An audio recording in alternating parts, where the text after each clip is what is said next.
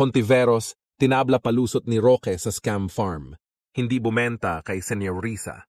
Hontiveros, ang paliwanag ni Atiwar Harry Roque na hindi siya ang abogado at lalong wala umano siyang kinalaman sa scam farm ng Lucky South 99 sa Porac, Pampanga na sinalakay kamakailan dahil sa human trafficking, torture at pagkakasangkot sa iba't ibang scam. Ayon kay Hontiveros, chair ng Senate Committee on Women, Children, Family Relations and Gender Equality, tumestigo mismo si PAGCOR Assistant Vice President Jessa Maris Fernandez sa komite para isiwalat na 6 na beses tumawag sa kanya si Roque para mag-follow up sa reapplication ng lisensya ng Lucky South bilang Philippine Offshore Gaming Operator. Hindi ka pani-paniwala na hindi siya sangkot sa Lucky South.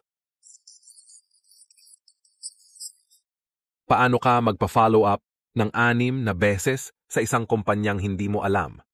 Diin ni Hontiveros sa interview na itong mga konektado sa Pogo, puro na lang, hindi alam, hindi maalala ang sagot. Patutsada pa niya.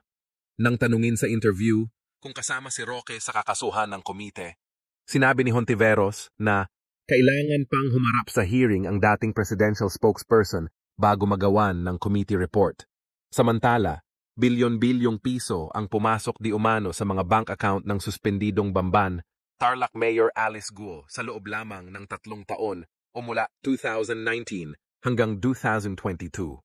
Ito ang ibinunyag ni Senador Sherwin Gatchalian isang araw matapos ang pahayag ng Anti-Money Laundering Council, AMLC, na ipinag-utos ng Court of Appeals, CA, ang pag-freeze sa mga bank account at assets ni Guo at iba pang individual na sangkot di umano sa ilegal na aktibidad ng Philippine Offshore Gaming Operations, POGO. Kabilang sa pina-freeze ng CA ang 36 bank accounts ni Guo, 12 land holdings, 12 mga sasakyan at isang helicopter. We're talking about billions in a span of 3 years. Billions yung pumasok sa accounts ni Alice Guo, pero if you look at the corporations, both the income statements and the statements of cash flow, walang billions, puro hundreds of thousands lang. Pahayag ni Gatchalian online interview ng mga reporter. Tumanggi naman si Gatchalian na ibunyag ang detalye at sinabing ang AMLC na lang ang magsasabi nito sa susunod na pagdinig ng Senado.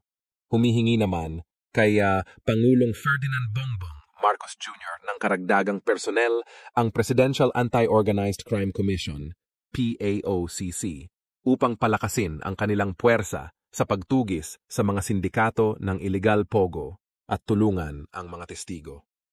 Dahil dito, nakikipag-ugnayan sila sa PNP, NBI at iba pang law enforcement agency para mahabol at arestuhin ang mga grupo na sangkot sa krimen.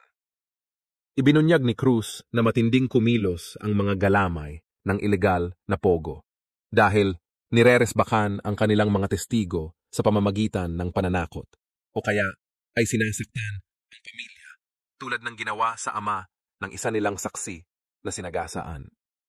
Hangad nila na tulungan ni Pangulong Marcos ang ahensya para matustusan lahat ng pangangailangan nito.